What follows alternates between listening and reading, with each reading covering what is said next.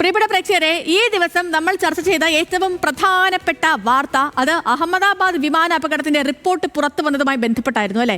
രാജ്യത്തെ നടുക്കിയ അഹമ്മദാബാദ് വിമാന അപകടത്തിന്റെ പ്രാഥമിക അന്വേഷണ റിപ്പോർട്ടാണ് പുറത്തു വന്നിരിക്കുന്നത്. ഇതോടെ ഈ സംഭവത്തിന്റെ ദുരൂഹതയും വർദ്ധിച്ചിരിക്കുകയാണ്. പറന്നുയർന്ന സെക്കൻഡുകൾക്കകം വിമാനത്തിന്റെ 2 എഞ്ചിനുകളും പ്രവർത്തനം നിലച്ചു. എഞ്ചിനിലേക്ക് ഇന്ധനം നൽകുന്ന സ്വിച്ചുകൾ ഓഫ് ആയതായാണ് അന്വേഷണത്തിൽ കണ്ടെത്തിയത്. ആരാണ് സ്വിച്ച് ഓഫ് ചെയ്തത്? ഒരു പൈലറ്റ് മറ്റൊരു പൈലറ്റോട് ചോദിക്കുന്നതിന്റെയും താൻ ചെയ്തിട്ടില്ല എന്ന് മറുപടി പറയുന്നതുമൊക്കെ വോയിസ് റെക്കോർഡിലുണ്ട്. ന്യൂസ് ആഫ്റ്റർനൂൺ ഈ മണിക്കൂറിൽ വളരെ വിശദമായി പരിശോധിക്കുന്നു. മറ നീങ്ങുമോ ദുരൂഹത?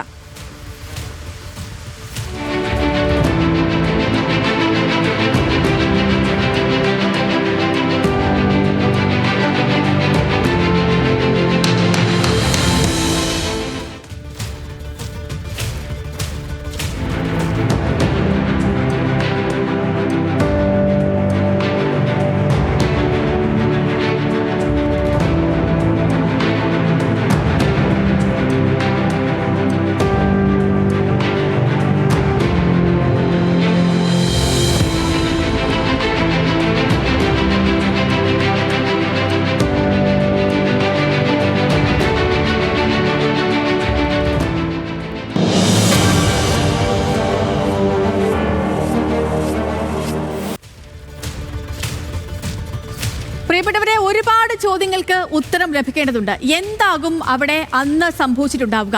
പറക്കുന്നതിന് മുൻപ് നടത്തുന്ന പരിശോധനയിൽ ഇത് ശ്രദ്ധയിൽപ്പെട്ടിരുന്നില്ലേ? ഫ്യൂവൽ സ്വിച്ച് സംബന്ധിച്ച് സാങ്കേതിക തകരാറാണോ? പൈലറ്റുമാർ തമ്മിലെ സംഭാഷണത്തിൽ ദുരൂഹതയുണ്ടോ? ഇങ്ങനെ ഒരുപാട് സംശയങ്ങൾ നമ്മൾ ഓരോരുത്തർക്കുമുണ്ട്. നമുക്ക് അറിയാവുന്ന കാര്യങ്ങളിൽ ലഭ്യമായ ഡേറ്റകളിൽ വെച്ച് പരിശോധിക്കാം.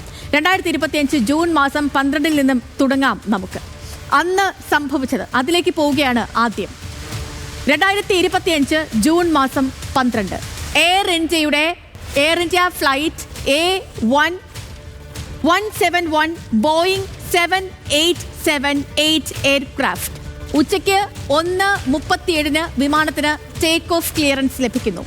അതിനുശേഷം 1:38 ഈ വിമാനം പറന്നുയരുകയാണ്. അഹമ്മദാബാദ് ലണ്ടൻ വിമാനത്തിൽ ഉണ്ടായിരുന്നത് 242 പേരാണ്.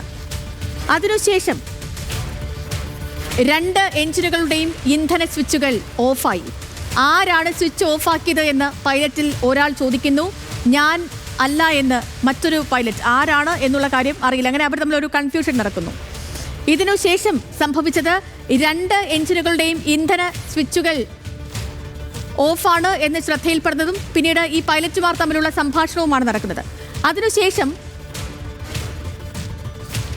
ഇവർ തമ്മിലുള്ള സംഭാഷണത്തിനു ശേഷം പിന്നീട് ഈ മേഡേ സന്ദേശം വരികയാണ്. അപായ സൂചന നൽകാതെ ഈ വിമാനം പറന്നുയർന്നു. പിന്നീട് ഈ വിമാനത്തിന്റെ സ്വിച്ചുകൾ എന്തുകൊണ്ട് ഓഫായി എന്നതിനാണ് ഇനി ഉത്തരം വേണ്ടത്. അതിനുള്ള ഉത്തരമാണ് ഇനി ലഭിക്കേണ്ടത്. ഇതാണ് ബോയിങ് 787 ഫ്യൂവൽ സ്വിച്ച്. ആ സ്വിച്ചിലേക്ക് നമുക്ക് പോകാം. ആ ദൃശ്യങ്ങളിലേക്കാണ് ഇനി നമ്മൾ പോകേണ്ടത്. ഫ്യൂവൽ കൺട്രോൾ സ്വിച്ചുകൾ. ഈ ഫ്യൂവൽ കൺട്രോൾ സ്വിച്ചുകൾ ഓൺ ആവാത്തതാണ് ഇതിന് പ്രധാനപ്പെട്ട കാരണം. ഇതാണ് ഫ്യൂവൽ സ്വിച്ചുകൾ.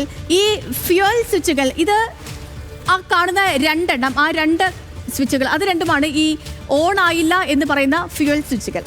ഇത് സാധാരണ നമ്മളിപ്പോൾ നോർമൽ സ്വിച്ച് പോലെയല്ല. ഇപ്പം നമ്മൾ നോർമൽ സ്വിച്ച് എങ്ങനെയാണ്? അത് മുകളിലേക്ക് ഇട്ടാൽ അത് ഓൺ ആവുകയും പിന്നീട് താഴേക്ക് ഓഫ് ആവുകയും ചെയ്യും. പക്ഷേ ഇത് അങ്ങനെയല്ല. ഇത് ഇപ്പോൾ നമ്മൾ ഈ ദൃശ്യങ്ങളിൽ കാണുന്ന പോലെ വിരൽ ഉപയോഗിച്ച് ചെറുതായി ഒന്ന് ലിഫ്റ്റ് ചെയ്യും. അങ്ങനെ ഇത് ഓൺ ആണെങ്കിൽ ഇതിൻ്റെ പൊസിഷൻ മുകളിലേക്കും, ഓഫ് ആണെങ്കിൽ താഴെയുമായിരിക്കും. ഇതിൻ്റെ താഴെ ഒരു ബ്ലാക്ക് കളറായിട്ടുള്ള ഒരു നോബ് നമുക്ക് കാണാൻ കഴിയുന്നുണ്ട്. ആ നോബ് എന്ന് പറയുന്നത് ഇനിയിപ്പോൾ പൈലറ്റിൻ്റെ കയ്യെങ്ങാനും അറിയാതെ ഒന്ന് തട്ടിയാൽ പോലും ഇത് താഴേക്ക് വീഴാതിരിക്കാനുള്ളതാണ്.